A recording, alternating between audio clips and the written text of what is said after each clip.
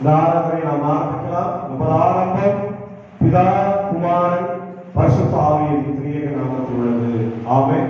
கர்த்தரை நோக்கி நாம் ஜெபம் செய்வோம். காலை காலை புதிய இறக்கங்களினாலும் கிருபைகளினாலும் எங்களை முடிசூட்டி பாதுகாத்த எங்கள் அன்புள்ள ஆண்டவரே, எங்கள் ராஜாதி ராஜாவே, கர்த்தாதி கர்த்தாவே, ஆசீர்வதிக்கப்பட்ட மன மகிழ்ச்சியாக ஆண்டவரே, ஜூலை மாதம் 13ஆம் நாளுக்காக செலுத்துகிற நாளிலே ஆண்டவரே எங்களை ஜீவனோட காத்து ஆண்டவரே நீர் எழுப்பி இந்த புதிய நாளை தந்திருக்கிறேன். கடந்த வாரம் முழுவதும் கிருபையாக எங்களை காத்து வழிநடத்துகிறேன். நன்றி ஆச்சா. தொடர்ந்து ஆண்டவர் புதிய வாரத்தில் குறிப்பாக இந்த நாளில் ஆண்டவர் நான் உண்மை ஆவியோடும் உண்மையோடும் தொழுது கொண்டு இப்படி ஆசீர்வாதங்களை பெற்றுக்கொள்ள கர்த்தர் வைத்தார். நாளின் இறை செய்தி பாடல் வேலை செப வேலையை எங்களுக்கு ஆசீர்வதித்தார். நாங்கள் அந்த கர்த்தாவே நீர் ஆண்டவரை வைக்கப்பட வேண்டுமா சொல்லிக்கிறோம். நீர் பேசும், நீரை பலப்படுத்தும், பலவீனங்களை மாற்றும், வரவேண்டிய மக்களை ஏற்ற வழியிலே கொண்டு வந்து சேர்த்து நாளில் ஆண்டவரை வேத பற்றி வாசிக்கிறவர்கள், ஜெபிக்கிறவர்கள், பாடுகிறவர்கள், குழந்தைகள் யாவரையும் இது வல்லமையான தேவன் எடுத்து பயன்படுத்தும்படியாக நாங்கள் ஜெபிக்கிறோம். ஏழை தோற்றுவது உங்களையும் வைக்குமாகும் இறை ஆசிரியர்களை தந்து வழிநடத்த வேண்டும் என்று ஆண்டவராகிய இயேசு கிறிஸ்து மூலமாக ஜெபிக்கிறோம். ஜெபம் கேளும் நல்ல பிதாவே. ஆமென். நம் காரியங்களிலே ஆண்டவராகிய இயேசுவை மகிமைப்படுத்த 20வது ஞான பாடலை பாடுவோம். நெஞ்சில் விழித்து பாடு உன் கர்த்தரை கொண்டாடு என்ற பாடல். நெஞ்சே விழித்து பாடு உன் கர்த்தரை கொண்டாடு, நல்லீவு யாவும் தாரா, நரரை காத்து வாரா, இருளின் திகிலுக்கும் பிசாசின் மோசத்துக்கும் இராவிலவர் தாமே என்னை தற்காத்தாரோமே.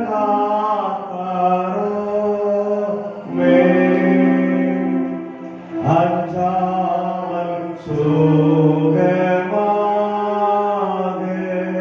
படுத்துக் கொள்வாயாக, நாமே மறைப்போமென்றே ரட்சிக்க வாக்கு தந்தே.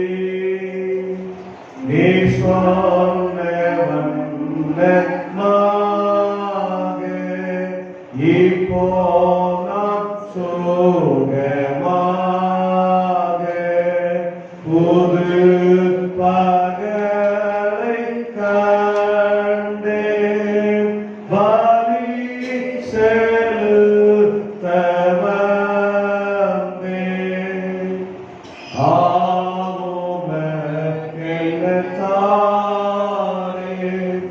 ஏழை செலுத்த வாரே, நான் பணிவோடு சொல்லும் துதியை ஏற்றுக்கொள்ளும்.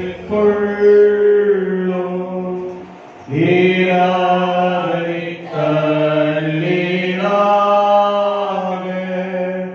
உமக்கு பலியாக பேதுவும் இராது, வெறிவும் கிடையாது. இந்நாளும் சேரத்து என்னை காப்பதற்கு நற்தூதரை அன்பாக துணை வைப்பீராக. நானே யோசித்தாலும் எதை துவக்கினாலும்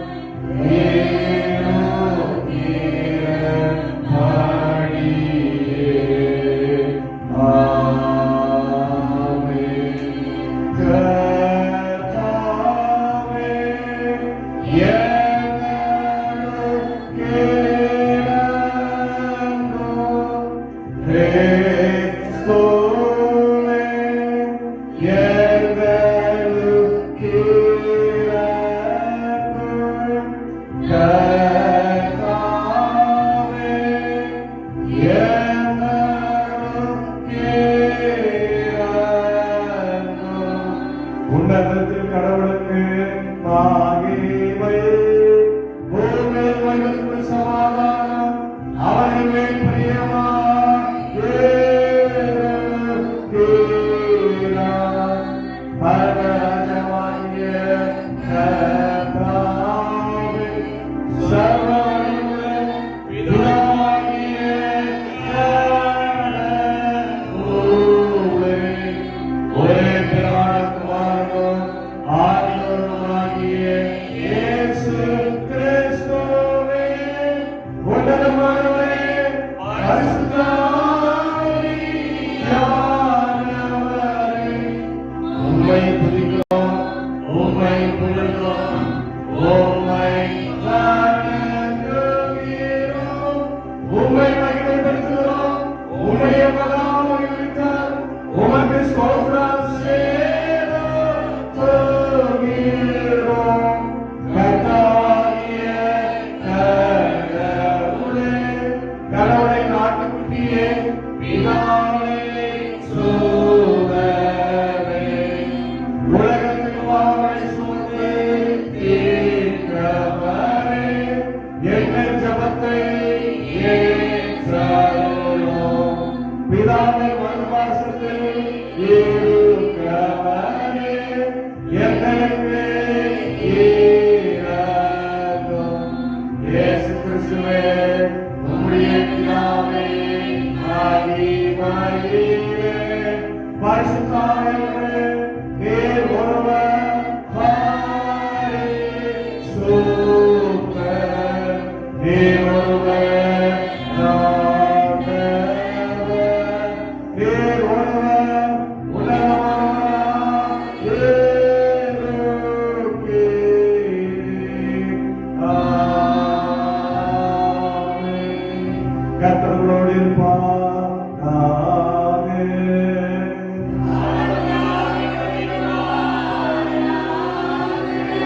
பிரார்த்தனை செய்வோமாக. மேலானவராகிய கடவுளே, உமது திருச்சபையின் ஆளுமையின் கீழ் மகிழ்ச்சியாய் எல்லா பரிசுத்த அமைதலோடும் ஊழியம் செய்ய இம்மையில் ஓட்டங்களின் சமாதானமாக ஒழுங்குபடுத்திட வேண்டும் என்று உம்மோடு பரிசுத்தாவியோடு மேற்கொள்ள வேண்டிக்கும் இடைக்காண்டு கொண்டிருக்கிற உமது குமாரனாகிய நான் இயேசு கிறிஸ்துவின் மூலமாய் உமை வேண்டிக் கொள்ளுகிறோம்.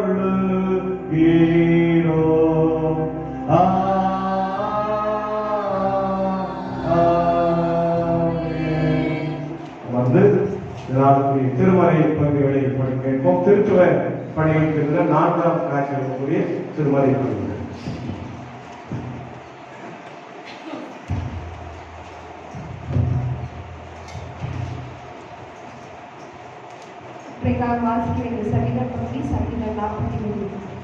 சிறுமைப்பட்டவன் மேல் சிந்தையுள்ளவன் பாக்கியவான்.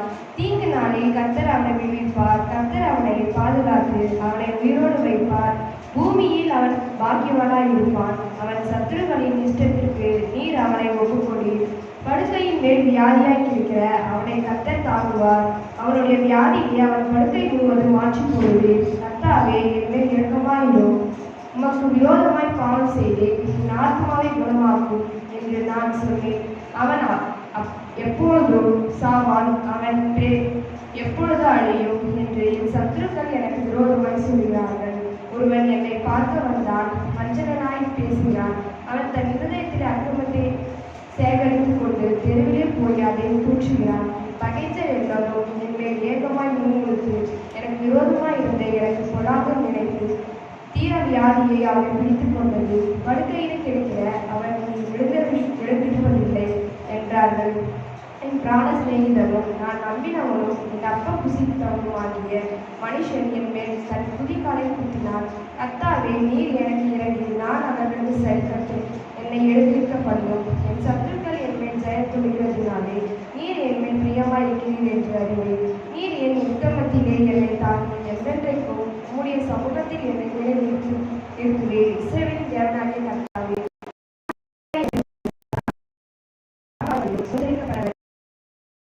இன்றைக்காக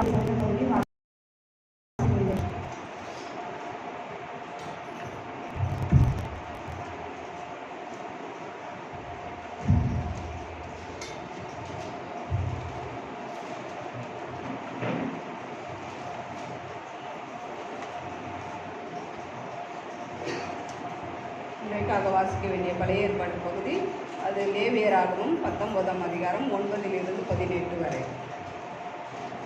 நீங்கள் தேசத்தில் பயிரை அறுக்கும் போது உன் வயலில் ஓரத்தில் இருக்கிறதை தீர அறுக்காமலும் சிந்தி கிடக்கிற கதிர்களை பொறுக்காமலும் உன் திராட்சை தோட்டத்திலே பின் அறுப்பை அறுக்காமலும் அதிலே சிந்தி கிடக்கிற பழங்களை பொறுக்காமலும் அவைகளை எளியவனுக்கும் பரதேசிக்கும் விட்டுவிடுவாயாக. நான் உங்கள் தேவனாகிய கர்த்தர். நீங்கள் ஒரு சொல்லாமலும் இடுகிறதினால் உங்கள் தேவனுடைய நாமத்தை பரிசுத்த குலைச்சலாக்காமலும் இருப்பீர்களாக. நான் கர்த்தர். பிறனை ஒடுக்காமலும் கொள்ளையிடாமலும் இருப்பாயாக. கூலிக்காரனுடைய கூலி விடியற் காலம் மட்டும் உன்னிடத்தில் இருக்கலாகாது. செவிடனை நிந்தியாமலும் குருடனுக்கு முன்னே தடுக்கலை வைக்காமலும் உன் தேவனுக்கு பயந்திருப்பாயாக. நான் கர்த்தர். நியாயம் விசாரணையில் அநியாயம் செய்யாதிருங்கள். சிறியவனுக்கு முகதாட்சணியம் செய்யாமலும் பெரியவனுடைய முகத்துக்கு அஞ்சாமலும் நீதியாக பிறனுக்கு நியாயம் தீர்ப்பாயாக. உன் ஜனங்களுக்குள்ளே அங்கும் இங்கும் கோல் சொல்லி திரியாயாக. பிறனுடைய இரத்த பலிக்கு உன் பட வேண்டாம். நான் கர்த்தர். உன் சகோதரனை உன் உள்ள பகைஞனாக பிறன் மேல் பாவம் சுமராதபடிக்கு அவனை எப்படியும் கடிந்து கொள்ள வேண்டாம். பலிக்கு பலி வாங்காமலும் உன் ஜனபுத்திரர் மேல் பொறாமை கொள்ளாமலும் உன்னில் நீ அன்பு கூறுவது போல் பிறரிலும் அன்பு கூறுவாயாக. நான் கர்த்தர். என் கட்டளைகளை கைக்கொள்வீர்களாக. உன் மிருக ஜீவன்களை வேறு ஜாதியோடு பொழியிடுவாயாக. உன் வயலிலே வெவ்வேறு வகையான விதைகளை கலந்து விதையாயாக. சணல் நூலும் கம்பளி நூலும் கலந்து வஸ்திரத்தை உடுத்தாதிருப்பாயாக என்றார் என்பது இதற்காக வாசிக்க வேண்டிய பழைய ஏற்பாட்டு பகுதி வாசித்து முடிந்தாயிற்று.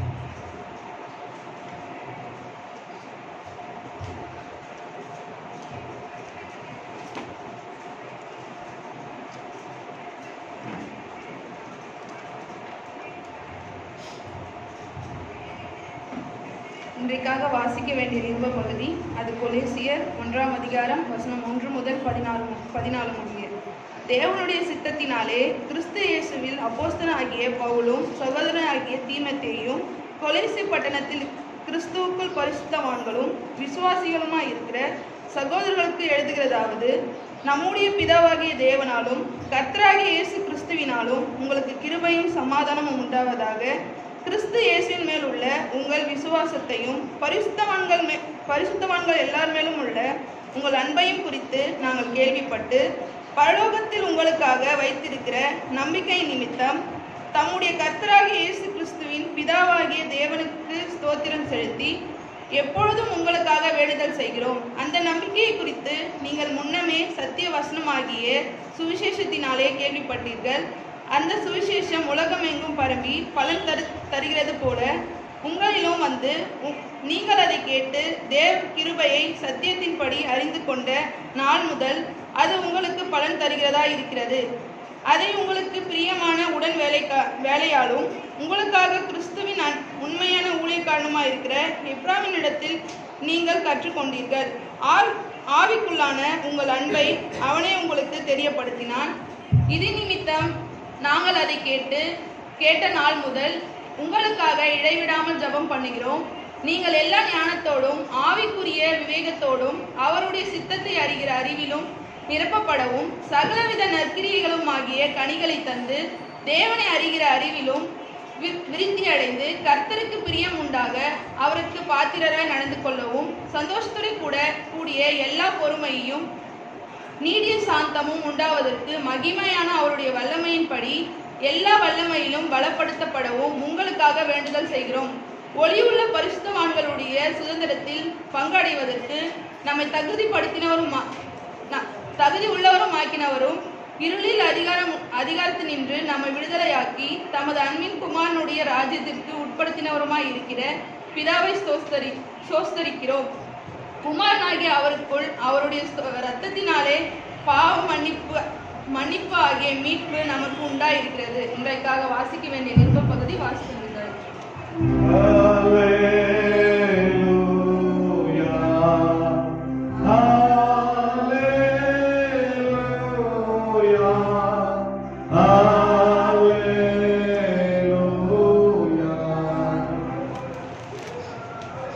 இன்றைக்காக வாசிக்க வேண்டிய சுவிசேஷ பகுதி லூக்கா 10ஆம் அதிகாரம் வசனங்கள் 25 முதல் 37 முடிய.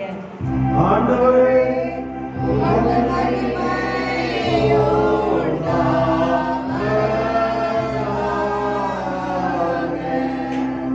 லூக்கா 10ஆம் அதிகாரம் வசனங்கள் 25 முதல் 37 முடிய.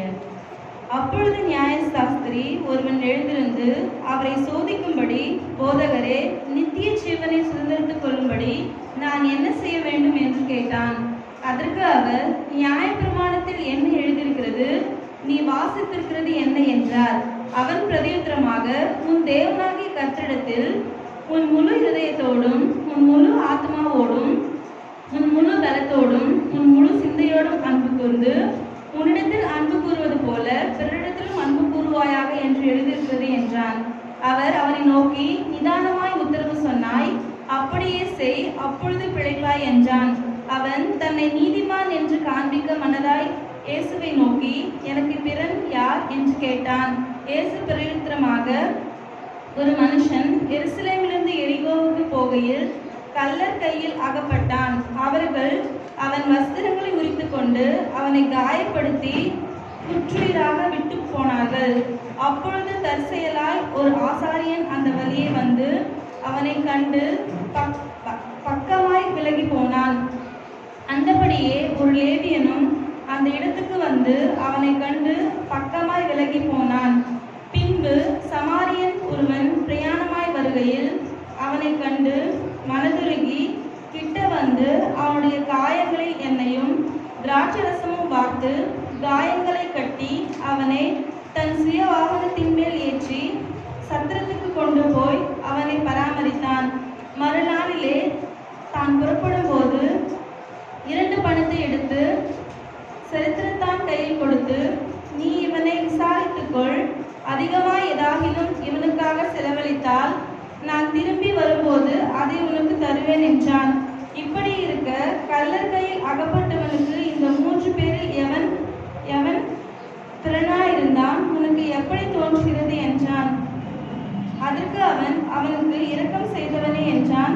அப்பொழுது இயேசு அவனை நோக்கி, நீயும் போய் அந்தபடியே செய் என்றார். இதற்காக வாசிக்க வேண்டிய சுவிசேஷ பகுதி வாசிக்கிறோம்.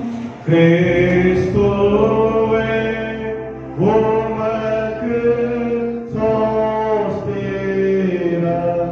கடவுளுடைய வாழ்வைக்கும் ஜீவனுள்ள வார்த்தைகளை வாசிக்கிற நாம் அதற்கு மறுபடியாய் நம்முடைய சபை விசுவாசிகளோடு இணைந்து நம்முடைய விசுவாசத்தை அப்போஸ்தலர் விசுவாச பிரமாணத்தின் வழியாக பயபக்தியோடு நாம் அறிக்கை செய்வோம். பரலோகத்தையும் உலகத்தையும் படைத்த சர்வத்திலுள்ள பிதாவாகிய எங்கள் விசுவாசத்திலே ஒரே பிதாவான ஞானமாகிய இயேசு விசுவாசத்திலே பரிசுத்த ஆவியானவருக்கு உட்பவித்து எங்களிடத்தில் பிறந்து பொதுலாளத்தில் பாடுபட்டு சிலுவையில் மறுக்கப்பட்டார். பாதாளத்தில் இறங்கி 3ஆம் நாள் மருத்துவம் உயிர்த்தெழுந்தார். பரலோகத்தில் ஏறி சர்வத்திலுள்ள பிதாவாகிய எங்கள் வலது பரிசு வீழ்ச்சிட்டார். அவருக்கு உயிரோடு மருத்துவ ஞானத்திற்கு வருவார். பரிசுத்த ஆவியான விசுவாசத்திலே பொதுவான பரிசுத்த கிறிஸ்துவ சபை பரிசுத்தத்தை ஐக்கியம் பாவ மன்னிப்பும் நித்திய ஜீவனுள்ள விசுவாசிக்கிறேன். ஆமென். நாம் 301வது ஞான பாடலை பாடுவோம். அப்பொழுது சபைக்காக கட்டுமான பணிக்காக நாங்கள் போறோம். இறக்கம் பெற்றேன் கர்த்தராலே என்ற இரக்கம்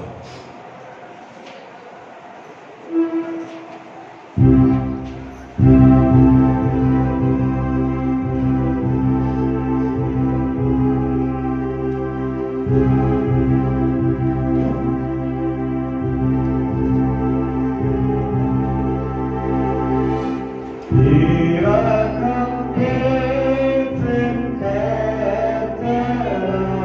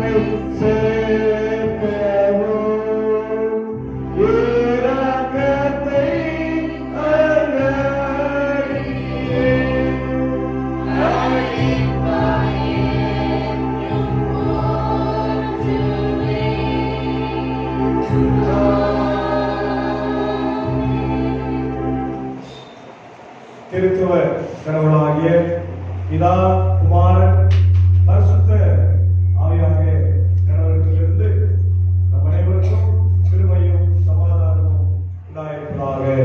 ஆமென். அல்லேலூயா, அல்லேலூயா, அல்லேலூயா. அன்பான தேவ பிள்ளைகளே, மீண்டுமாக இந்த மகிழ்ச்சியும் ஆசீர்வாதம் நிறைந்த காலை வேளையிலே உங்களை சந்திப்பதிலே மிகுந்த மகிழ்ச்சி அடைகிறேன். திருத்துவ பண்டிகையின் 4ஆம் ஞாயிற்றுக்கிழமையில நாம் தியானிப்படியாய் கொடுத்திருக்கிற வேத பகுதி, அதன் ஏற்கனவே வாசிக்கின்ற பழைய ஏற்பாட்டின் பகுதியாகிய லேவியராகம புத்தகம் 19ஆம் அதிகாரம் 9 முதல் 18 வசனத்தை நாம தியானிப்போம், ஜபித்து தியானிப்போம். எங்களை நேசிக்கிற நல்ல ஆண்டவரே, காலை வேளைக்கு நன்றி செலுத்துகிறோம். நாளை நாம் தியானிக்க போகிற இறை வார்த்தையை அடியை மறைத்து நீர் பேசும் ஆண்டவரே. அடியுடைய வாய் வார்த்தைகளும் இருதயத்தின் தியானம் சொந்தத்தில் பெரியாகும். கேட்கிற எல்லாருடைய இருதயத்தின் செவிகளையும் திறந்தவர்கள் இந்த வார்த்தை கிரியை செய்யட்டும், என் வாழ்க்கையில கனிகளை கொண்டு வரட்டும். இயேசுவின் மூலம் ஜெபிக்கும் நல்ல பிதாவே, ஆமென். தேவ பிள்ளைகளே, திருமறையில நமக்கு 66 புத்தகங்கள் இருப்பதாக நம்ம அறிந்திருக்கிறோம். 66 புத்தகங்களை 2 பிரிவாக வேத வல்லுநர்கள் பிரித்திருக்கிறார்கள். ஒன்று பழைய ஏற்பாடு, இன்னொன்று புதிய ஏற்பாடு. பழைய ஏற்பாடுல 39 புத்தகங்கள் இருக்கிறது. அதை 4 பிரிவாக இறைவர்கள் பிரித்திருக்கிறார்கள் இல்லையா? முதல் 5 புத்தகங்கள் ஆதியாகமத்திலிருந்து உபாகம புத்தகம் வரையில அதுக்கு பேர் வந்து நியாயப்பிரமாண புத்தகம். எபிரேய பாஷையில தோரா அப்படின்னு சொல்றாங்க. என்ன புத்தகம்? தோரா. அதே போல யோசுவாவிலிருந்து எஸ்தர் வரையில வரலாற்று புத்தகங்கள், அரசர்களை பற்றி, நாடுகளை பற்றி வருது இல்லையா? அதனால அது பேர் வந்து ரைட்டிங்ஸ், கெத்துபீன், எபிரேய பாஷையில கெத்துபீன் அப்படின்னு சொல்றாங்க. அதுக்கப்புறம் பார்த்தீங்கன்னா ஞான இலக்கியங்கள், இந்த சங்கீதம், உன்னத பாட்டு இல்லையா, இதெல்லாம் வந்து ஞான இலக்கியம். பிரசங்கி, சாலமோனுடைய ஞான இலக்கியம், இதுக்கு பேரும் ரைட்டிங்ஸ். இது வந்து கெத்துபீன். இந்த இதுல அடுத்தது தீர்க்கர்கள் புத்தகம், நாபி, அவங்களுக்கு பேர் வந்து நாபி, அதனால நாபி அப்படின்றாங்க. தீர்க்கர்கள்ல 2 தீர்க்கர்கள் இருக்கிறாங்க, உங்களுக்கு தெரியும். பெரிய தீர்க்கர்கள், சரி, இப்படிதான் பழைய ஏற்பாடு பிரிச்சிருக்கு இல்லையா? அப்போ பழைய ஏற்பாட்டுடைய முதல் பகுதியின் பேரு என்னது? நியாயப்பிரமாணம், தோரா, எபிரேய பாஷையில தோரா. இந்த தோரா புத்தகம் யாரால் எழுதப்பட்டது அப்படின்னா, அதுக்கு நிறைய கருத்துகள் இருக்குது. ஆனா பொதுவான கருத்து ஒண்ணு என்னன்னா, மோசேனுடைய அவர்தான் ரைட்டர், மோசே தான் ரைட்டர் அப்படின்ற ஒரு பொதுவான கருத்து. அது நிறைய பேர், வெவ்வேறு ஆசிரியர்கள் பல்வேறு காலகட்டத்தில் அதை எழுதியிருக்கிறாங்க, கொடுத்திருக்கிறாங்க அப்படின்ற நிறைய இறையல் வல்லுநர்கள் சொல்றாங்க. நம்ம அது கூட அவ்வளோ ஆர்வமா பார்க்க இல்லை. நம்ம புரிந்து வேண்டியது மோசே அதை எழுதினார் அப்படின்னு. அப்போ ஒவ்வொரு புத்தகத்திலையும் ஒரு வரலாறு. ஆதியாகம புத்தகத்தில் பார்த்தீங்கன்னா எல்லாமே படைப்பு, படைப்பினுடைய வரலாறு, முதல் படைப்பு, முதல் பாவம், முதல் மனிதன் இல்லையா, முதல் தொழில், இந்த மாதிரி எல்லாம் முதல்ல இருக்கு. ரெண்டாவது யாத்திரா புத்தகத்தில் பார்த்தீங்கன்னா இஸ்ரவேல் மக்கள் எகிப்துல அடிமரத்திலிருந்து அவங்க வீட்டுக்கு வந்த அந்த சம்பவம். அப்போ அது அடுத்தது லேவியராகும். இப்போ நம்ம பார்க்கும்போது அதுதான். இந்த லேவியராகும் புத்தகத்தில் பார்த்தீங்கன்னா இஸ்ரவேல் மக்கள் அவங்க வாழ்க்கையில செய்ய வேண்டிய ஆன்மீக காரியம், இந்த காரியங்கள் ஆன்மீக காரியம், அந்த காரியங்களை எப்படியெல்லாம் செய்யணும், எப்படியெல்லாம் ஆண்டவருக்கு அவங்க பிரியமா வாழணும், ஆசாரியனுடைய பணி என்ன, லேவியனுடைய பணி என்ன, ஒரு சாதாரண மனிதனுடைய பணி என்ன அப்படின்றத எல்லாத்தையும் தெளிவா. அதாவது நம்ம இந்த காலத்துல கடைசியில சொல்லணும்னு பார்த்தா, சபையில ஐயருடைய வேலை என்ன, பொறுப்பாளர்களுடைய வேலை என்ன, மாதர்களுடைய வேலை என்ன, வாலிப பிள்ளைகளுடைய வேலை என்ன, சண்டே கிளாஸ் டீச்சர்ஸ் உடைய வேலை என்ன, குழந்தைகளுடைய வேலை என்ன, விசுவாசியுடைய வேலை என்ன, இதுதான். அப்போ இஸ்ரவேல் மக்கள் ஆண்டவர் விடுதலை செய்து கொண்டு வந்தாரு. வனாந்தரத்துல வந்திருக்கிறாங்க. அவங்க என்ன பண்றாங்க? வனாந்தரத்துல என்ன செய்யறாங்க நமக்கு தெரியும். கடவுளுடைய வார்த்தையை அவங்க விட்டு அவங்க இஷ்டத்துக்கு வாழ ஆரம்பிச்சிட்டாங்க இல்லையா? ஒரு பழைய பாடல வர மாதிரி மனம் போன போக்குல, கால் போன போக்குல போகலாம். அப்படி வாழ நம்ம கிறிஸ்தவர்கள் இல்ல. நமக்கு கைட்லைன் என்னது? திருமறை. திருமறையில் தான் நம்ம வாழ்க்கை அடங்கியிருக்கிறது. திருமறை என்பது இந்த வாழ்க்கையுடைய அளவுகோலாக இருக்கிறது. இதுதான் நம்ம வாழணும், சொன்னபடிதான் வாழணும். சும்மா இஷ்டத்துக்கு நம்ம மற்றவர்களை போல ஏறுவதான்னு மற்ற வாழ்வாங்க. அவங்களுக்கெல்லாம் அளவுகோல் ஒன்றும் கிடையாது, அவங்களுக்கு ஒரு லிமிடேஷன்ஸ் கிடையாது. இப்படிதான் வாழணுன்றதெல்லாம் அவங்களுக்கெல்லாம் கிடையாது. ஆனால் அவங்களும் வச்சுக்கிறாங்க, நியாய தர்மங்கள் சாஸ்திரங்கள் எல்லாம் வச்சுக்கிறாங்க, அப்படியே வாழ்றாங்க இல்லையா?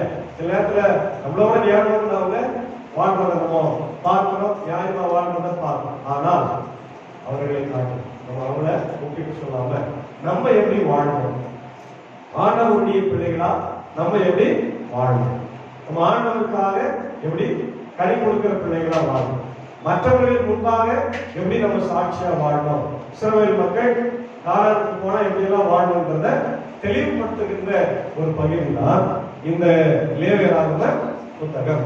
இந்த புத்தகத்துல சில முக்கியமான கருத்துக்களை நம்ம பார்க்கிறோம். என்னன்னா சட்டங்கள், என்ன இருக்கிறதுல சட்டங்கள் இருக்குது. அதே நேரத்தில் ஆசாரியர்கள், லேவியர்கள் மக்கள் செய்ய வேண்டிய பொறுப்புகள் காரியங்கள் அங்க இருக்குது. பலி செலுத்துறது எப்படிலாம் பலி செலுத்தணும் அப்படின்னு இருக்கிறது. இந்த லேவியராகமத்துக்கு எபிரேய பாஷையில பாத்தீங்கன்னா வக்கைரா அப்படின்ற ஒரு பேர் இருக்கு. அப்படின்னா என்னன்னா ஸ்பெஷல் டியூட்டிஸ் ஆஃப் பிரீஸ்ட்ஸ் அண்ட் லேவியர்ஸ்.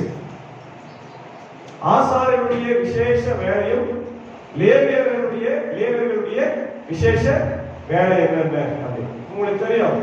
வனாந்தரத்தில் அவங்களுக்கு என்ன கிடையாது, கோயில் கிடையாது, ஆலயம் கிடையாது. அவங்க சாதாரண ஆசாரிப்பு கூடாரத்துல தான் ஒரு டென்ட் மாதிரி போட்டுதான் அவர் என்ன பண்ணாங்க, ஆண்டவரை தொழுகை செய்தாங்க. ஆனாலும் கூட அதுலயும் உண்மையா கடவுளை வணங்குறாங்க. கடவுளை வணங்குறவங்க தான் ஆண்டவருடைய எண்ணமா இருந்தது. அப்போ அந்த கூடாரத்துல எப்படியெல்லாம் ஆண்டவரை வணங்கணும், அது ஒரு வருஷம் முறை இருக்கு. அதை அவங்களுக்கு ஆண்டவர் சொல்லி கொடுத்தாரு. அதுல யார் வர்ஷிப் பண்ணுவாங்க, வர்ஷிப் நடத்துறது யாரு, ஆரோனுடைய வழித்தோன்றல்கள் ஆசாரியர். மோசே நடத்த மாட்டாங்க. மோசே லீடர், அவ்வளவுதான். மோசே மிலிட்டரி லீடர், இது ஸ்பிரிச்சுவல் லீடர், ஆர்மி லீடர் எல்லாம் இருக்கலாம். ஆனா மோசே அதை செய்ய மாட்டான். மோசேவுடைய வேலை அது இல்லை. ஏன்னா மோசே யார் கிடையாது, ஆசாரியர் கிடையாது. அதை செய்ய வேண்டியது யாரு, ஏன்னா ஆண்டவரே சொல்லிட்டான், ஆரோனுடைய புத்திரர்கள் அப்படி சந்ததியில வரவங்க தான் அதை செய்யணும். எல்லாருக்கும் அந்த பொறுப்பு கிடையாது இல்லையா? அதே போல தூய்மை சட்டங்கள் எப்படிலாம் இருக்கணும். பாவம் செய்ய ஆயுதம் போகாம இருக்கணும், குழந்தை பெற்ற 8 நாள் போகாம இருக்கணும் இல்லையா? அதெல்லாம் இருக்கும். அதே போல சாபத் டே அப்படின்னா ஓய்வு நாள். ஓய்வு நாள்ல என்னன்னா சடங்குகள் எல்லாம் செய்யணும். என்னென்ன செய்யக்கூடாது, சாப்பிடணுமா சாப்பிடக்கூடாதா, பலி செலுத்தணுமா பலி செலுத்தக்கூடாதா இல்லையா? அதெல்லாம் இருக்குது. அதே போல இயர் ஆஃப் ஜூப்ளி, வெள்ளி விழா இல்லையா? 50ஆம் ஆண்டு கோல்டன் ஜூப்ளி அப்படின்னு சொல்றோம், பிளாட்டினம் ஜூப்ளின்னு சொல்றோம், 75ஆம் ஆண்டு வெள்ளி விழா அதெல்லாம் சொல்றோம் இல்லையா? அந்த மாதிரி ஆண்டுகள் வருகிற போது அவங்க என்ன செய்வாங்கன்னா அவங்க கிட்ட இருக்கிற அடிமைகள் எல்லாம் விடுதலை செய்யும். இதுதான் சட்டம். இது லேவியராகம புத்தகத்துல மிக அழகாய் சொல்லப்படுறது. அது பேர் என்னன்னா விடுதலையின் ஆண்டு. இது பேர் என்ன, விடுதலையின் ஆண்டு. இப்ப இந்த வருஷத்துக்கு பேர் என்ன, 2025 விடுதலையின் ஆண்டு. 2025 இல்லையாது, 25, 50, 75, 100 இதெல்லாம் என்ன ஜூப்ளி இயர், விடுதலையின். இன்னைக்கு நம்முடைய கத்தோலிக்க சபை இந்த ஆண்டு பேர் என்ன கொடுத்திருக்கிறாங்கன்னா விடுதலையின் ஆண்டு. கர்த்தர் நம்ம எல்லாரும் விடுதலை செய்து கொண்டிருக்கிறார் அப்படின்ற. அதே போல மோசே தான் எல்லாத்துக்கும் தலைவர். ஆரோனுக்கு அவன் தான் தலைவர். மோசே தான் அந்த ஆராதனை முறைமையெல்லாம் அவங்க எழுதி கொடுப்பாரு. ஆனா நடத்துறது மட்டும் யாரு, ஆரோனுடைய பிள்ளைகள்.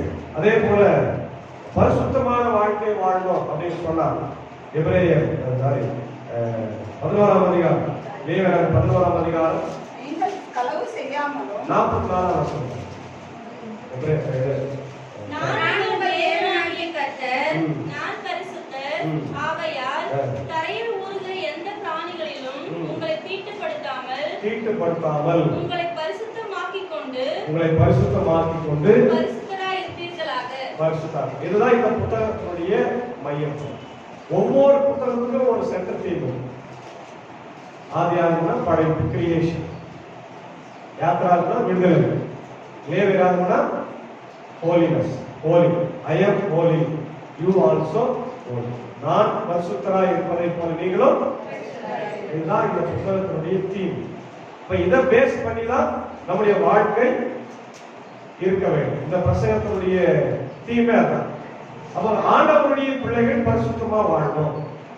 எப்படின்னா வாழக்கூடாது, மனம் போன போக்குல வாழக்கூடாது, மனம் அழுக்கா வாழக்கூடாது. அதாவது கோயிலுக்கு ஒரு சில நேரத்தில் எல்லாரும் குளிச்சுட்டு வருவோம், அது நல்ல ஆயத்தம் தான், தப்பே இல்லை. நல்ல பழைய துணி இந்த துவச்சி உடுத்தின்னு வருது, தப்பு இல்லை, அதெல்லாம் ஆயத்தம். ஆனா அது வெளிப்புற ஆயத்தம். அது இல்லைனாலே பரவாயில்ல, அது இல்லைனாலே பரவாயில்ல, அது அவசியமும் அவ்வளோ இல்லை. அது எது ஆயத்தமா இருக்கும், நீ ஆலயத்துக்கு வரும்போது உன்னுடைய இருதயம் தூய்மையாக. இங்க உட்காந்து யாரை அடிச்சிடலாம், யாரை முடிக்கலாம், யாரை திட்டலாம், யாரை நம்ம பழி வாங்கலாம், அவனை திட்டலாமா எவனை திட்டலாமா அப்படியெல்லாம் இருந்தா இந்த ஆலயத்துக்கு வர வேண்டிய அவசியமே இல்லை. ஏன்னா எங்க தூய்மை இருக்குன்னு ஆண்டவர் விரும்புறாரு? இருதயம். வெளிப்புறத்துல அவசியம்தான், ஆனா அதை விட முக்கியம் இருதயம். அதுதான் இந்த புத்தகத்துல வந்து நம்ம பார்க்கற இன்னைக்கு செய்தியா இன்னைக்கு நம்ம எப்படி இருக்கணும் அப்படிங்கிற ஒரு செய்தி சொல்றாங்க. அது மட்டும் இல்ல, இதுல நீங்க பாத்தீங்கன்னா 1ஆம் அதிகாரத்திலிருந்து 7ஆம் அதிகாரம் வரையில பலியை பற்றி பார்க்கணும். 8ஆம் அதிகாரத்தில் 10ஆம் அதிகாரத்துல ஆசாரியர்களுடைய பணியை பார்க்கணும். 12ஆம் அதிகாரத்திலிருந்து அந்த தூய்மை எப்படி எல்லாம் இருக்கணும் அப்படிலாம் பார்க்கணும். அப்ப என்னென்ன பலி இருக்கு? 5 விதமான பலி இருக்கு. எத்தனை பலி? எரி பலி, போஜன பலி, சமாதான பலி, பாவ நிவாரண பலி, குற்ற நிவாரண பலி. இது எதுல இருக்குன்னா லேவியர் புத்தகத்துல 1லிருந்து 7ஆம் அதிகாரம் வரையில இருக்கு. இது படிச்சீங்கன்னா தெரியும். இந்த பலியெல்லாம் யாருக்கிட்ட நிறைவேற்றி? ஆண்டவராகிய இயேசுவிலே நிறைவேறுது இல்லையா? என்னன்னா எரிபலி, போஜன பலி, சமாதான பலி, பாவ நிவாரண பலி, குற்ற நிவாரணம். அதே போல 7 பண்டிகைகள் இருக்கு. அதே இந்த புத்தகத்துல சொல்லப்படுது. பாஸ்கா, புளிப்பில்லாத அப்ப பண்டிகை, நிலத்தில் விளைந்த முதல் கனி ஆண்டவருக்கு கொடுக்கிற பண்டிகை ஹார்வெஸ்ட் ஃபெஸ்டிவல், பெந்தேகோஸ்து பண்டிகை, எக்கால பண்டிகை, கூடார பண்டிகை, கடைசி நாள் ஆண்டவருடைய வருகை அப்பவே சொல்லியிருக்கிறார். இதெல்லாம் வந்து இந்த புத்தகத்தினுடைய செய்தியாக நம்ம பார்க்கணும். இன்னைக்குரிய செய்தி என்ன? இன்னைக்குரிய செய்தி என்னன்னா ஒரே ஒரு பாயிண்ட் 19, 18 பலிக்கு பலி வாங்காமலும் பொறாமை கொள்ளாமலும் உன்னில் நீ அன்பு கூறுவது போல பிறனிலும் அன்பு கூறுவார். எவ்வளவுதான் இது புரிஞ்சுன்னா இது பிரசங்கம் முடிந்தது. என்ன சொல்றாரு ஆண்டவர்? பலிக்கு பழி வாங்குறது என் வேலையா? நம்ம வேலையா? அவர் விரோதமா பாவம் செஞ்சுட்டாரு, தப்பு பண்ணிட்டாரு, நான் என்ன பண்ண போறேன்? பழி பண்ண. அதே பழைய ஏற்பாட்டுல தான் சொல்றாங்க பல்லுக்கு பல்லு கண்ணுக்கு கண்ணு இல்லையா? ஆனா இயேசு அத புதிய ஏற்பாட்டுல எப்படி சொல்றாரு? ஒருவன் ஒரு கண்ணத்தில் அறைந்தால் மறு கண்ணத்தையும் இந்த அடிப்பா அப்படின்னு. இது சாத்தியமா? சாத்தியமா ஆகும். அதுதான் கிறிஸ்தவம். அதான் ஆண்டவருடைய பிள்ளைகள், அதான் ஆண்டவரை பின்பற்றுகிறவர். உன்னை போல பிறனை நேசின்னு சொல்றார். நான் எப்படியெல்லாம் நல்லா நீ நினைக்கிறியோ அதே போல மற்றவங்களும் வாழ வேண்டும். வாழ்வதற்கு தகுதியானது இந்த பூமி. நான் வாழ்வதற்கு தகுதியான பூமி இருக்குது நீ நினைக்கிற இல்லையா? நான் நல்லா வாழணும், நல்லா சாப்பிடணும், குடும்பத்தோட இருக்கணும் அப்படின்னு நினைக்கிறல. அதே போலதான் நீ எப்படி வாழ நினைக்கிற அதே போல இன்னொருத்த வாழ்வதற்கு தகுதி அவனுக்கு இருக்குது. அவனுக்கு தகுதி இல்லைன்னு யாராலும் முடிவு பண்ண முடியாது. அது கர்த்தரை மட்டும்தான் சாதனை. அப்ப அப்படி இருக்கும்போது நம்ம மற்றவர்களை கீழ்த்தரமாகவும் ஏளனமாகவும் பார்க்க கூடாது. பழிக்கு பழி வாங்குறது, பொறாமை கொள்வது, எரிச்சல் அடைவது இல்லையா? ஐயோ அவன் இப்படி இருக்கிறான், இவன் இப்படி இருக்கிறான், நம்ம இப்படி இருக்கிறோமே அப்படின்னு எந்த ஒரு சிந்தனைகளும் நமக்கு ஓடவே கூடாது. அவன் அப்படி இருக்கிறான்னா அவன் உழைத்து வந்திருப்பான், அது தப்பு பண்ணி கூட வந்திருப்பான். அதை பத்தி நீ ஏன் கவலைப்பட? நீ உழைக்கொண்டே உயர்த்தணும். அவன் உழைப்புக்கு ஈக்குவல் எதுவுமே இல்லை, அதை ரீப்ளேஸ் பண்றது எதுவுமே இல்லை. உழைப்பு தான். உழைக்கிற மக்கள் நிச்சயமா மேல வர முடியும். அதை விட்டு நம்ம மற்றவங்கள பொறாமையும் பழியையும் நம்ம சொல்லிக் கொண்டு தெரிவது ஆண்டவருடைய பிள்ளைகளின் அழகு அல்ல. அது வாசிக்க ஒரு வசனமா படிக்கலாம். 19ஆம் அதிகாரம் எடுங்க, 9ஆம் வசனத்துக்கு. நீங்கள் தேசத்தின் பயிரை அறுக்கும் போது உன் வயலில் ஓரத்தில் இருக்கிறதை தீர அறுக்காமலும் சிந்தி கிடக்கிற கதிர்களை பொறுக்காமலும் உன் திராட்சை தோட்டத்திலே பின் அறுப்பை அறுக்காமலும் அதிலே சிந்தி கிடக்கிற பழங்களை பொறுக்காமலும் அவைகளை எளியவனுக்கும் பரதேசிக்கும் விட்டு விடுவாயாக. ஏழைகளை நேசிக்க சொல்றாங்க. சிம்பிளா சொல்லணும்னா யாரை நேசி? ஏழைகள். உங்க வீட்டு பக்கத்துல இருக்கிற ஏழை, வீட்டுக்கு எதிரில் இருக்கிற ஏழை, வீட்டாண்ட இருக்கிற ஏழை, எல்லாரையும் நேசி. நீ நிலத்துல பயிர் அறுக்கும் போது எல்லாத்தையும் அறுத்தக்கூடாது, கொஞ்சம் விட்டுருந்தோம். ஏழைகளுக்காக கடவுள் எந்த அளவுக்கு மக்கள் மேல அன்பா இருக்கு. பழைய ஏற்பாட்டிலே சொல்லி, புதிய ஏற்பாட்டு கூட இருக்கு. பழைய ஏற்பாட்டு நியாயப்பிரமாணத்தின் காலத்திலே, சட்டத்தின் காலத்திலே, பழைய ஏற்பாடு என்பது நியாயப்பிரமாணத்தின் காலம் இல்லையா, சட்டப்படி தண்டிக்கிற காலம். அந்த காலத்துல சொல்லிக்கிறாரு, ஏழைகளை நேசிப்பான். உங்ககிட்ட இருக்கிற ஏழைகளை நீ மறந்துடாத. ஏன் அப்படின்னா நீ ஒரு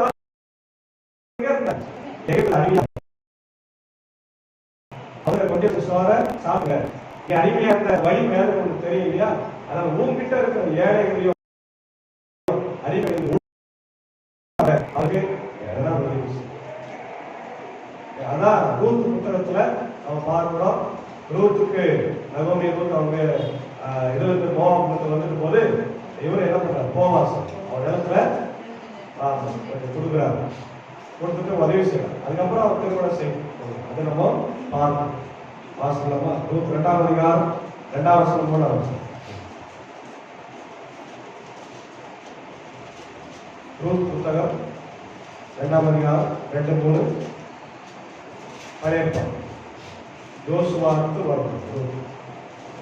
மோவாபிய ஸ்திரியான ரூத் என்பவள் நகோமியை பார்த்து, நான் வயல்வெளிக்கு போய் யாருடைய கண்களில் எனக்கு தயவு கிடைக்குமோ அவர் பிறகே கதிர்களை பொறுக்கிக் கொண்டு வருகிறேன் என்றாள். அதற்கு இவள், என் மகளே போ என்றாள்.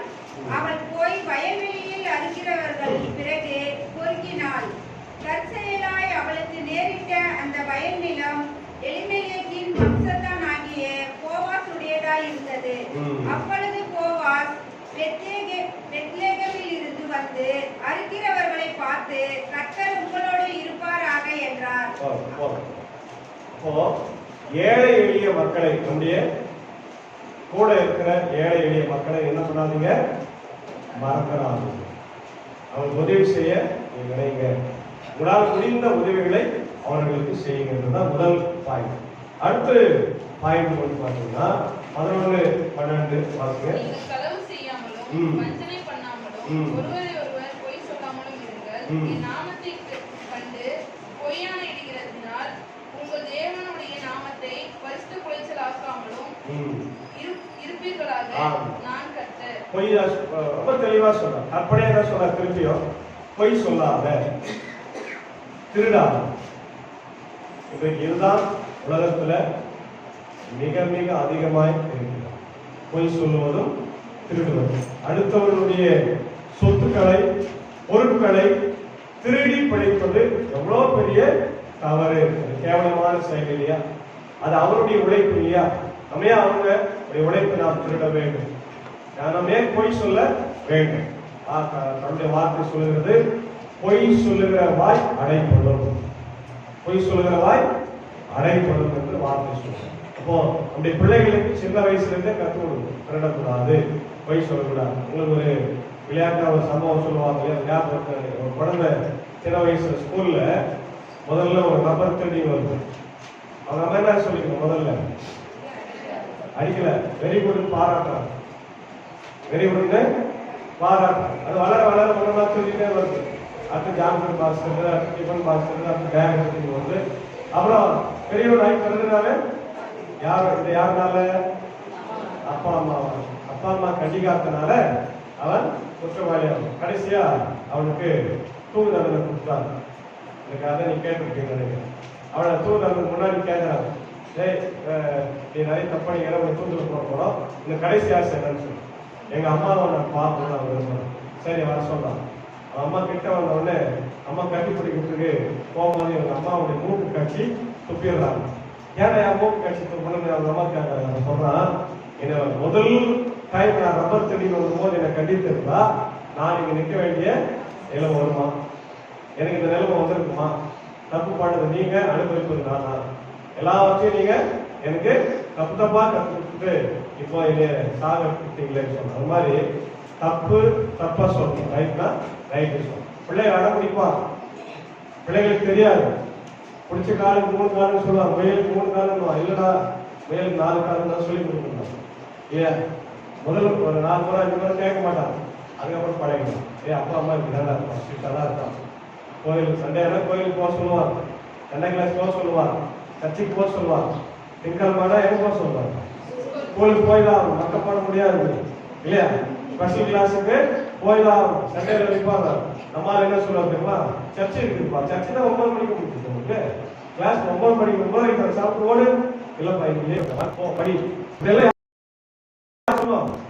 பெற்றோர்கள் சொல்லலன்னா நீ ஒரு வருஷம் தவறு அதை அப்படியே வளர்ந்து வளர்ந்து வளர்ந்து வளர்ந்து வளர்ந்து கடைசியா நம்ம பிள்ளைங்க நம்ம கையில இருப்பாங்க.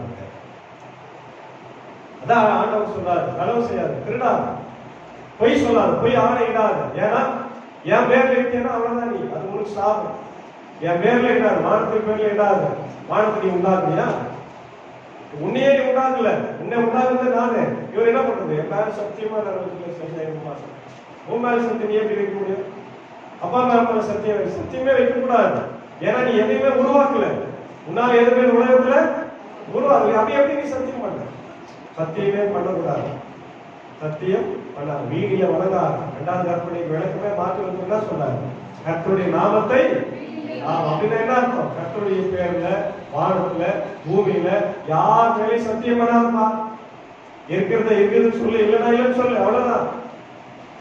இதெல்லாம் ரொம்ப முக்கியமான கடமை, கிறிஸ்தவர்களுடைய கடமைகள். அடுத்தது பிறனை ஒடுக்காமலும் கொள்ளையிடாமலும் இருப்பாயாக. கூலிக்காரனுடைய கூலி விடியற்காலம் மட்டும் உன்னிடத்தில் இருக்கலாம். நீ ஒருவேளை பெரிய பணக்காரனா இருந்தா உங்ககிட்ட வேலை செய்யறவன நீ என்ன பண்ணக்கூடாது? ஒடுக்க கூடாது. அவனுக்கு சம்பளத்தை நிறுத்தி வைக்க கூடாது. அண்ணாடி கூலிய அண்ணாடி கொடுக்கும். ஆண்டவர் சொன்னார், வேலையால் கூலிக்கு பாத்திரம் வாங்கும். வேலையால் கூலிக்கு பாத்திரம், வேலை செய்யறவன் கூலிக்கு பாத்திரம் கொடுத்துரு. அன்னைக்கு சாயந்தரமே கொடுத்து அனுப்பிச்சிருக்கான். அவனை ஒடுக்கூடாது, அது தவறு.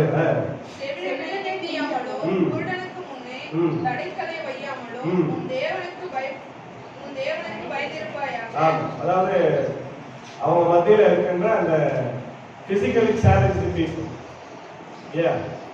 அதாவது தமிழ்ல என்ன ஊனமுற்றவர்கள், ஊனமுற்றவர்கள் இல்லையா? நம்ம மத்தியில இருக்கிற ஊனமுற்றவர்களை என்ன பண்ணக்கூடாது? இழிவுபடுத்தக்கூடாது. நிறைய பேர் இருக்கிறாங்க, கால் கேட்காம இருப்பாங்க, வாய் பேச முடியாம இருப்பாங்க, நடக்க முடியாம இருப்பாங்க, எதனா சிக்காய்க்கிற மாதிரி ஆகிருப்பாங்க. அவங்களெல்லாம் நம்ம நிந்திக்க, ஆமா அது எப்படி ஆயிட்டாங்க, கடவுள் அதை அனுமதித்திருக்கிறார் இல்லையா? ஆனா ஆய்வு பிறகு அவங்களை நீங்க ஒடுக்கி கொண்டு இருந்தால் அதுவும் கடவுளுக்கு விரோதமான செயல்தான். அது மனித தன்மையற்ற செயல், மனிதாபிமான செயல் அல்ல. அதையும் நம்ம புரிந்து கொள்ள வேண்டும். 15ஆம் வசனம்,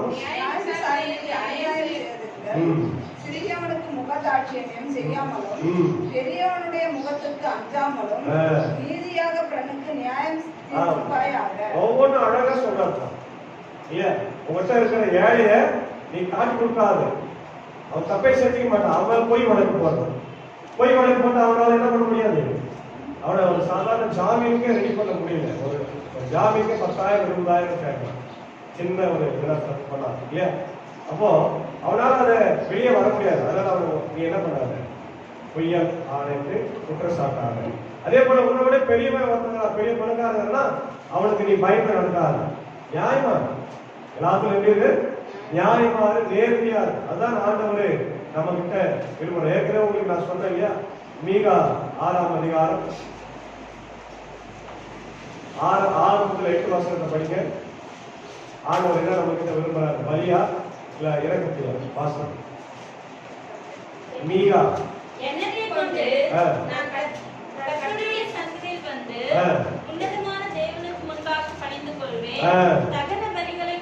பலிகளை கொண்டால் ஒரு வயது கன்று குட்டிகளை கொண்டு அவர் சந்ததியில் வர வேண்டுமா? ஆயிரங்களான ஆட்டுக்கடாக்களின் பேரிலும் எண்ணெயாய் ஓடுகிற 10,000களான ஆறுகளின் பேரிலும் கர்த்தர் பிரியமா இருப்பாரோ? இல்ல. அப்படின்னா என்ன அர்த்தம்னா, ஆண்டவர் நீங்க கொடுக்கிற பலிகளில் பிரியமா இல்ல, நீங்க கொடுக்கிற ஆட்டு ரத்தம் மாட்டு ரத்தத்துல அவர் பிரியமா இல்ல. எதுல பிரியமா இருக்கிறாரா தெரியுமா? அதை குறிச்சு வைங்க. என் அக்கிரமத்தை போக்க என் முதற் பேரானவனையும் என் ஆத்துமாவின் பாவத்தை போக்க என் கர்ப்பத்தின் கனியையும் கொடுக்க வேண்டும். என் பிள்ளைகளே கொடுத்தா கூட ஆண்டவர் ஏத்துக்குவாரா? பிள்ளைங்க இருக்கிறதுல பெரிய பலிதான் பலி, சர்வாங்க தகன பலி. அதான் ஈசாக்கு கொடுக்கறதுக்கு போனாரு ஆபரகம். ஆண்டவர் என்ன கொடுப்பான சொல்லிட்டாரு, அதெல்லாம் எனக்கு வாங்க கீழ்ப்படிதல் தான். பலியை பார்க்கலாம் கீழ்ப்படிதல் உத்தமம். ஒபீடியன்ஸ், கடவுளுடைய வார்த்தைக்கு கீழ்ப்படிதல்.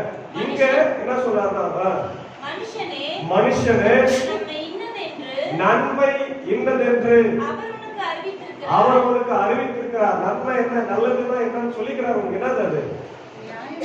நியாயம் செய்து இரக்கத்தை சிநேகித்து உன் தேவனுக்கு முன்பாக மனத்தாழ்மையாய் நடப்பதே அல்லாமல் வேற ஒன்னும் அவர் கேட்கல. மாடப்பட்டு ஆடப்பட்டு லட்சம் பார்ப்பது கடவுளுக்கு முன்பாக கீழ்ப்படிதலோடு மனத்தாழ்மையோடு மற்றவங்களை நேசித்து வாழ். இதுதான் இருக்கிறதுல ஆண்டவர் கேட்கிற காணிக்கை. இந்த காணிக்கை நம்மளால தர முடியுதா? இது வரைக்கும் தந்திருக்கிறோமா? இதுதான் ஆண்டவர் நம்மகிட்ட இருக்கிறார். அடுத்தது 16ஆம் வருஷம். உன் ஜனங்களுக்குள்ள என்ன பண்ணாத? இது ரொம்ப முக்கியமான ஒரு காரியம். இன்னைக்கு மற்றவங்க குழப்ப கிடக்குறது தான் நம்முடைய வேலையாவே இருக்கு நிறைய நேரத்தில். அப்படிதானே? நம்முடைய மக்கள் மத்தியில் இருக்கிற பெரிய ஒரு பழக்கம், சந்தோஷமா இருக்கக்கூடாது, ஒரு குடும்பம் சந்தோஷமா இருக்கக்கூடாது, உடனே போய் ஆமா வருஷம் இப்படி பண்ணது தெரியுமா உங்களுக்கு, உன் மனைவி இப்படி பண்ணாது உங்களுக்கு தெரியுமான்னு சொல்லி சும்மாவே என்ன பண்றது? ஏற்றி இல்லையா? ஆண்டவர் சொல்றாரு, உன் ஜனங்களுக்குள்ள என்ன சொல்லாத? கோல் சொல்லாதியா.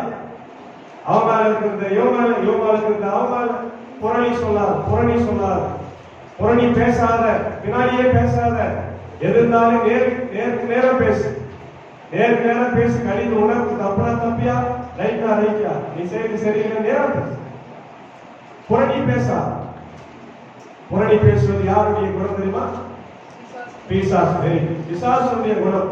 பிசாசு தான் பின்னாடி போய் சொல்லுவான், அவர் பார்த்து ஆண்டவரே, இவரை பார்த்து ஆண்டவரே கேட்டுருவோம் போய் ஆண்டவரே இந்த உடனே மகன் போப்பாங்க இல்லையா? அதனால புரளி பேசுறதுடைய வேலை இல்ல, அது பிசாசுடைய குணம். ஒருவேளை உங்க நண்பன் அல்லது உங்க எதிர் வீட்டுக்காரர் தப்பு பண்றாரா, நேரடி போய் ஐயா நீங்க செய்யறது கொஞ்சம் சரியில்லை, இது கடவுளுக்கு விரோதமான செயலா இருக்கு, பைபிளுக்கு விரோதமான, சர்ச்சைக்கு விரோதமான வார்த்தை கூப்பிடுறது சொல்லி அவர் உடலையா, அவர் நியாயத்திற்கு நாளில பதில் சொல்ல வேண்டியது அவருக்கு. அவர் பார்க்கணும். ஆமே, நம்ம சொல்ல வேண்டியது அவ்வளவுதான் தவிர கோர்ட் சொல்லுவது நம்முடைய வேலை. அன்னைக்கே சொல்லிக்கிறார், அப்போ பல ஆயிரம் வருஷங்களுக்கு முன்னாடி சொல்லிக்கிறார். அடுத்தது உன் சகோதரனை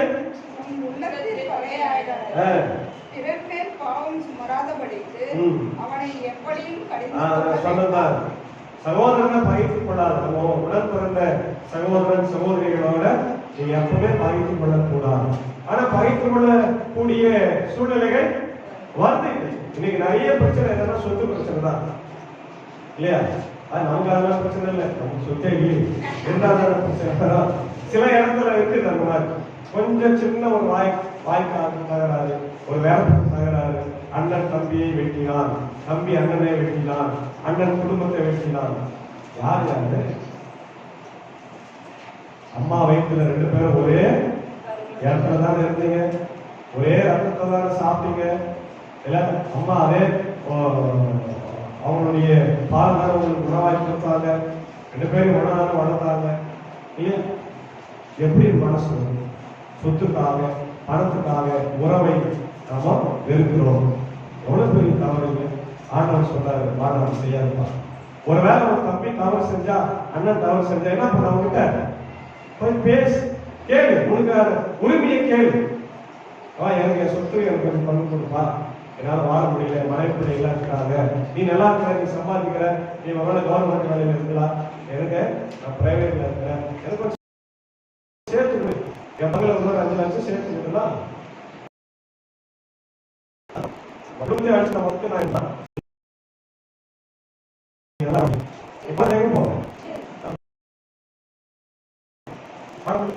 இன்னைக்கு அந்த ஆத்திரத்துல செகண்ட்ல செய்யற தவறுனால வாழ்க்கையே எவ்வளவு விஷயத்த ஆர்டர் சொல்றோம். இதெல்லாம் நம்ம பிராக்டிக்கல். இன்னைக்கு வாழ்ற உலகத்துல இன்னைக்கும் இது நடந்து கொடுத்துதான். கோல் சொல்றது, திருடுறது, பொய் சொல்றது, இதெல்லாம் இன்னைக்கு நடக்குது. இதெல்லாம் வேண்டாம். சரி, இதுக்கெல்லாம் மூல காரணம் என்ன தெரியுமா? 18ஆம் வருஷம்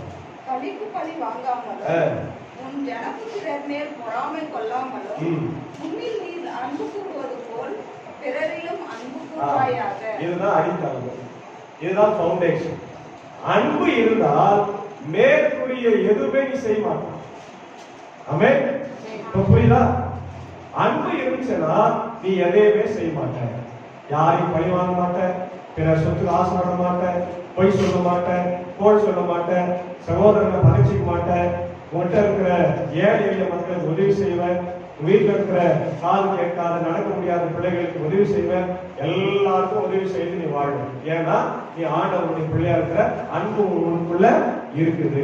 ஏசாமி அடிக்கடி சீடர்களை பார்த்து சொல்றா, நீங்க என்னுடைய சீடர்கள் சொன்னா, என்னுடைய வார்த்தைகளை கேட்கிறீங்கன்னு சொன்னா ஒரே ஒரு கீழ்ப்படிக்கிறது, ஒருத்தருக்கு ஒருத்தர் அன்பா, ஒருத்தருக்கு ஒருத்தர் அன்பா நேசிக்கொள்ளும். இருக்குது நிறைய கருத்து வேறுபாடுகள் இருக்குது, நிறைய சிந்தனைகள், மாற்று சிந்தனைகள், எல்லாரும் ஒரே மாதிரி சிந்திக்க முடியாது.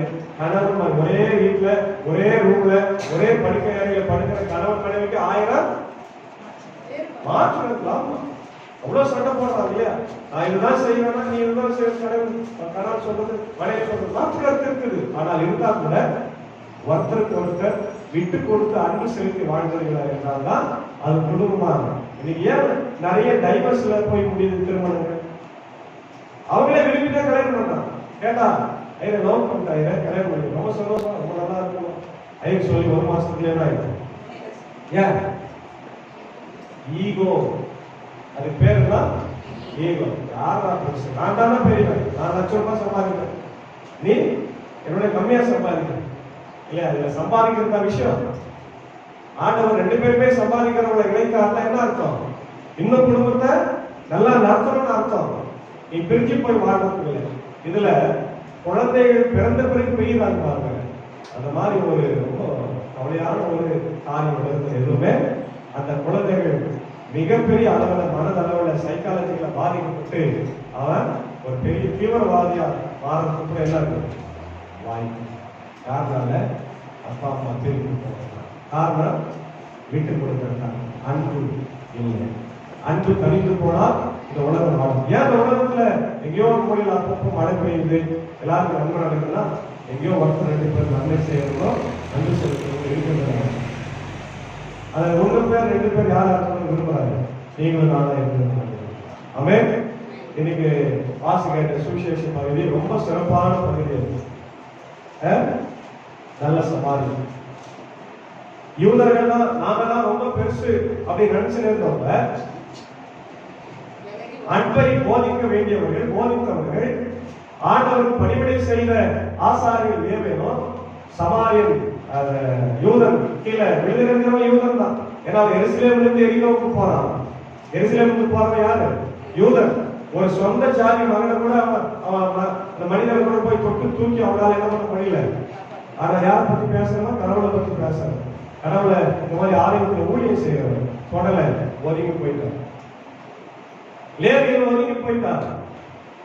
கடவுளை பத்தி தெரியாதவன், அறமுறையா தெரிஞ்சவன், பைபிள் தெரியாதவன், வசனம் தெரியாதவன், ரோட்ல போறவன், கீழே அடிபட்டு கிடக்கிறவன் தூக்குறான். அப்ப ஆண்டவர் யார் மேல அன்பா இருப்பாரு? யாரை ரட்சிப்பாரு? யார் பரலோகத்தை கொடுப்பாரு? இதுதான் உண்மை. அப்போ ஆண்டவர் சொல்றாரு, அந்த கேள்வி கேட்ட நியாயசாஸ்திரிக்கு, அப்பா நீ எல்லாம் ரைட், நீ எல்லாம் சொல்லலாம், நியாய பிரமாணத்தை ஃபாலோ பண்ண எல்லாம் ரைட், ஆனா சமாரியனை போல நீ செய்யலன்னா நீ பரலோகத்துக்கு போக. நம்ம இப்போ ஒரு பார்ட் தான் நம்ம செஞ்சுக்கிறோம், 2வது பார்ட் நம்ம செய்யவே இல்லை. ஏன்னா அந்த ஒரு பார்ட் சர்ச்சைக்கு வர்றது, வசனத்தை கேட்கறது, ஊழியம் செய்யறது எல்லாம் ரைட். ஆனா இதனுடைய நிறைவேறல் எங்க இருக்குது? அதை செய்யறதுல தான் இருக்குது இல்லையா? ஒரு மாணவன் ஆசிரியர் மாணவனுக்கு பாடம் நடத்துறாரு, அது அவருடைய கடமை. மாணவன் நல்லா படிச்சிடுறாரு, எக்ஸாம் அன்னைக்கு போகலன்னா அந்த மாணவன் ஆசிரியர் நல்லா பாடம் நடத்தினா போதும். அந்த மாணவனுடைய வேலை அந்த ஆசிரியர் எப்படி நடத்துகிறாரு, எக்ஸாம் எழுதுறதான் தெரியும். நல்லா நடத்துகிறாரா, அந்த மாணவன் எவ்வளவு மதிப்பெண்கள் பெறுகிறார்கள். அந்த மாதிரி ஆண்டவர் நம்ம கொடுத்த டெஸ்ட் என்ன? வசனத்தெல்லாம் சொல்லிட்டாரு, அன்பு கூறணும்னு சொல்லிட்டாரு, பழி வாங்காதன்னு சொல்லிட்டாரு. அதை போய் நீ பிராக்டிகலா என்ன பண்ண வீட்டுல செய்யணுமா? அப்ப கோயிலுக்கு வராதவன் பரலோகத்துக்கு போக முடியுமா? முடியாது. கோயிலுக்கே வராது, லாபமே எடுக்காதவன், ஞானமே எடுக்காதவன், அவன் நல்லது செஞ்ச பரலோகத்துக்கு. இது நம்ம கேட்கும்போது ஒரு அதிர்ச்சியான செய்தியா தான் இருக்கும். ஏன்னா நம்ம ஆலயத்துக்கு நம்ம போகணும்னா நீ செயல்பாட்டுக்கே வரல, அப்படியே நிக்கிற, இன்னொரு பார்ட்டுக்கு வரல, ஒரே பார்ட்டு நிக்கிற, அவன் எதை பத்தியும் செய்யாம நேரடியாக ஃபீல்டுக்குள்ள போய் அவன் எல்லாம் பணியும் செய்யறாங்க. இப்ப அவனும் கடவுளுடைய பிள்ளைதான், அவனும் கடவுளுடைய பிள்ளைதான். சமாரியர்களும் கடவுளுடைய பிள்ளைகள் தான், யூதர்களும் கடவுளுடைய பிள்ளைகள் தான், கீழே கிடக்கிறவங்களும் கடவுளுடைய பிள்ளைதான். அப்போ அந்த அன்பு தான் இன்னைக்கு ஆண்டவர் உங்ககிட்ட எதிர்பார்க்கலாம் இல்லையா? அதுக்கு பேர் என்னன்னா ஐயோ ஓட்டு அடிப்பட்டு கிடக்குறா அப்படின்னா ஐயோன்னு சொன்னா சிம்பத்தி, இங்கிலீஷ்ல சிம்பத்தி. ஐயோ அடிப்பட்டு இருப்பாங்க, பார்த்து போயிடும். இது ஒரு ராகம். இன்னொரு ராகம் எம்பத்தி. எம்பத்தினா ஃபீல்டுல போய் இறங்கி செய்யும், உதவி செய்யும். அப்ப நம்ம எந்த ரகத்துல இருக்கிறோம்? ஐயோ பார்த்து போன்ல, செல்போன்ல, பேஸ்புக் லைவ் கொடுத்து போயிருங்களா? இன்னைக்கு நிறைய ஆக்சிடென்ட் எல்லாம் என்ன பண்ணுவாங்க, எல்லாம் நடக்கிறதெல்லாம் பேஸ்புக் லைவ் போட்டு போயிடுவாங்க. போய் இறங்கி அவங்களை காப்பாற்றி ஆம்புலன்ஸ் போன் பண்ணி ஏன் போட்டு யாரும் ஒருத்தர் எடுத்து. அப்போ இந்த சம்பவத்துல, நல்ல சம்பவத்துல நம்ம புரிந்து கொள்வது என்ன? நீ யாரா இருந்தாலும் அன்பு செலுத்தவில்லை என்றால் உன்னை கடவுளுடைய பிள்ளை என்று சொல்லவே. இதுதான் ஆண்டவருக்கு தெளிவுபடுத்துறார். அப்போ இயேசு நல்ல சமாரியனாய் நம்ம இடத்துல இருந்தார். ஆமென். நம்ம உலகத்துல அடிபட்டு சுற்றுவராய் கிடைக்கும் போது, நாதேற்றவர்களாய் இருக்கும் போது, ஜாதி மதம் இன மொழி வேதத்தால நம்மளை எல்லாரும் மேய்த்த போது நம்ம ஆண்டவர் தேடி தன் கோழி மேல சுமந்து நமக்காக ரத்தத்தை சிந்தி நம்மை மீட்டு இன்னைக்கு ஒரு புதிய சமுதாயமாக நம்ம உருவாக்கி இருக்கிறார். இல்லையா? இப்ப நாம அப்படியே அடுத்து அது செய்யணுமா? இல்லை, அது சொல்றாருல்ல நேசாஸ்திரி, நீயும் போய் அப்படியே செய்யணுமா? நித்திய ஜீவனை சொல்றதுக்கு கூட நான் என்ன செய்ய வேண்டும்? அன்பு செலுத்துவாங்க. அவ்வளவுதான். ஏற்கனவே உங்களுக்கு சொன்னேன், 10 கற்பனைகள் ஆண்டவர் 2ஆ மாத்திட்டாங்க. 2க்கு பொதுவானது அன்புதான். அன்பே பிரதானம். அன்பே பிரதானம். அன்பு இல்லை என்றால் உலகத்தில் ஒண்ணுமே இல்லை. The greatest gift is love. 1 கொரிந்தியர் 13ஆம் அதிகாரம் அன்பை பற்றி தெளிவாக பேசும் இல்லையா? அது ஒரு சில வசனத்தை மட்டும் படிக்கலாம். 1 கொரிந்தியர் 13:4 முதல் 7 வசனம். அன்பு நீடிய சாந்தமும் தயவும் உள்ளது. அன்புக்கு பொறாமை இல்லை. அன்பு தன்னை புகழாது, இருமாப்பாயிராது, அயோக்கியமானதை செய்யாது, தற்பொழிவை நாடாது, சினமடையாது, கோபப்படாது, தீங்கு நினையாது, அநியாயத்தில் சந்தோஷப்படாது, சத்தியத்தை தான் விரும்பும், சகலத்தையும் தாங்கிக் கொள்ளும், சகலத்தையும் விசுவாசிக்கும், நம்பும், சகித்துக் கொள்ளும். அன்பு ஒரு காலம் ஒழியாது, ஒழியவே ஒழியாது. அன்பு ஒழியாது. அதனால்தான் மற்ற மார்க்கத்தினுடைய அவங்க சொல்றது கூட என்ன சொல்றாங்க? அன்பே கடவுள் சொல்றாங்க. ஏன் நம்ம அப்படி சொல்றது? கடவுள் அன்பாக இருக்கிறார். ஏன்னா கடவுளுக்கு அன்பும் ஒரு குணமா இருக்கு. அவங்க சொன்னமா நம்ம சொல்றோம், நம்ம கடவுள் அன்பா இருக்கிறார். கடவுளுடைய குணத்துல அன்பும் ஒரு எல்லா குணமும் இருக்குது, அன்பு என்கிற ஒரு குணமும். அப்போ நம்முடைய குணம் எப்படி இருக்கு? அன்பை நம்ம வாழ்க்கையில பெற்றிருக்கிறோம், கிறிஸ்துவின் வழியாக பெற்றிருக்கிறோம். அந்த அன்பை பிறர் மேல நம்ம காண்பித்து அதை வாழ்வதை தவிர வேற வழியே இன்னைக்கு நிறைய இடங்களிலே, ஊர்களிலே, வீடுகளிலே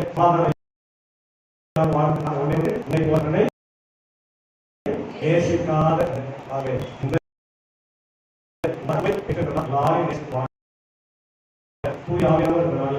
உதவி செய்து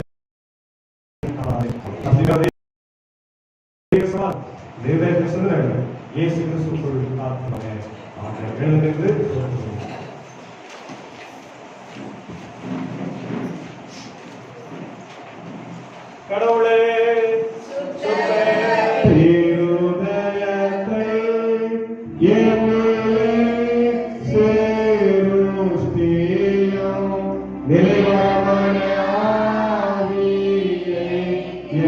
உள்ளத்திலே